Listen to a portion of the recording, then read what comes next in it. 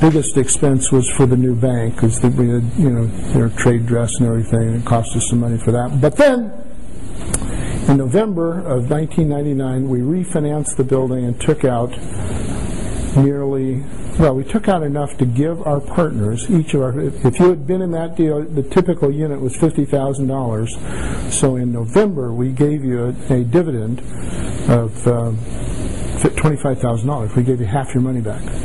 And I got to tell you, I did several more deals in the next 2 years, and every one of those investors went into each new deal that I had. They would have walked off a cliff for me, because with dividends, at the end of a year and a half, they had all their money back. And they're all still in the deal. This is 11 years later. After a year and a half, they had all their money back.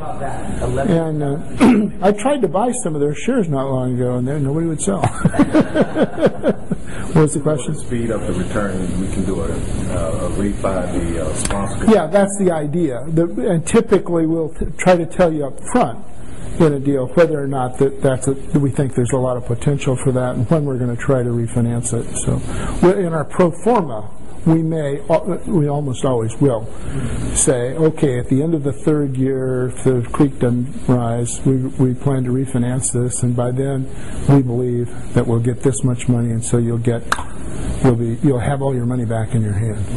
Now that $100,000, it came back multi-family, so what is it used for? Down payment or closing costs? Or? No, it's from, typically, I'll go to Tahiti with a couple of girls.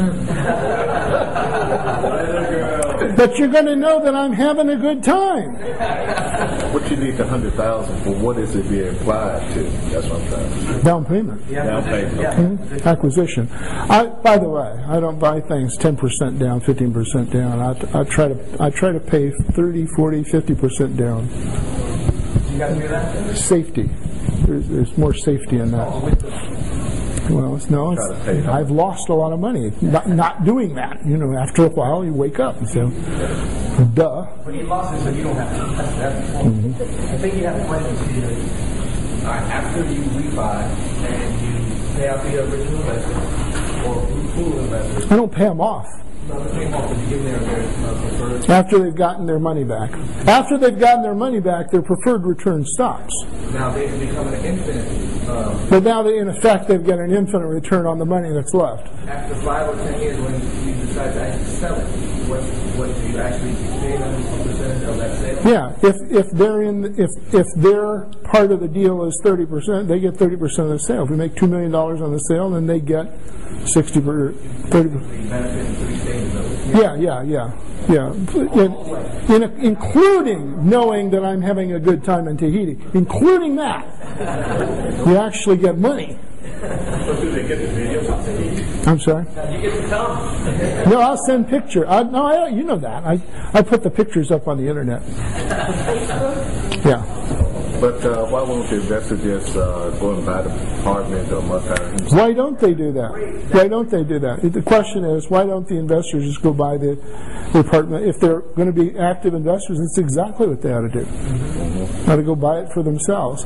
There being, however, safety in numbers. Typically, an investor, if you got $100,000, you can buy, and you want to copy my format.